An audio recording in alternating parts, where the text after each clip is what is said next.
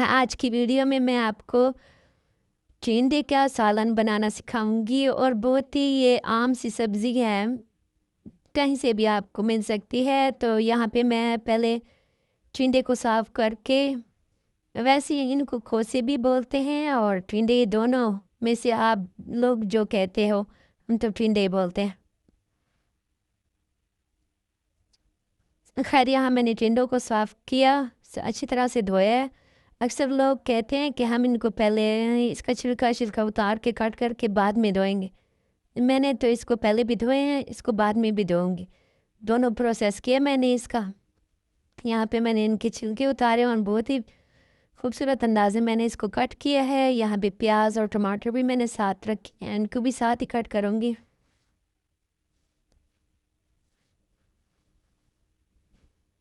खैर, यहाँ मैं आपको साथ साथ ये भी दिखाऊंगी और एक खूबसूरत सी बात बयान करूंगी। मेरी एक आंटी थी साथ में जानने वाले, तो मैंने एक दिन वॉशिंग मशीन लगाई है जुमे वाले दिन। तो उसने कहा है कि बेटा, एक बात कहूँ, बुरा नहीं मनाओगे? मैंने कहा जी आंटी, बोले क्या बात है? तो उसने ये बात की है कि जुमे वाले दिन कपड़े धोना गुनाह है।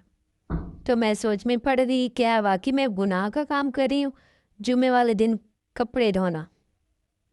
खैर, मैंने नेट पे भी सर्च किया, यूट्यूब से, किसी भी प्लेटफॉर्म से, और अपने हस्बैंड से भी पूछा कि क्या वाकई जुमे वाले दिन कपड़े धोना गुनाह है? तो उसने कहा नहीं, गुनाह नहीं है। मैंने वीडियो में भी देखा, उन्होंने भी यही जवाब दिया और मेरे हस्बैंड ने भी यही बात की है कि नहीं, जुमे वाले दिन कपड़े धोना बिल्कुल भी गुनाह नहीं है। हाँ, एक बात है, आप ना जुमे वाले दिन अगर कपड़े धोती हैं, सफाई करती है और थक चूर कर नमाज पढ़ने का टाइम आता है, या आप जो भी इबादत करती हैं जुमे वाले दिन और वो आप नहीं कर पाती, तो आप कामों को पहले स्किप कर लें, बाद में बेशक वो काम कर ले, लेकिन जो आपने इबादत करनी होती हैं वो पहले करें, क्योंकि हर दिन इबादत हो सकती है। ये तो नहीं कि इबादत के लिए सिर्फ जुमे का दिन मुकर्रर है, हर दिन भी हो सकती है। लेकिन हम सब लोगों ने क्योंकि जुमे के दिन सब दिनों से ज़्यादा अफजल है, तो इसलिए सब सूरह कैफ, सूरह यासीन, नफल हो गए, एक ख़ास तैयारी होती है जुमे की जैसे।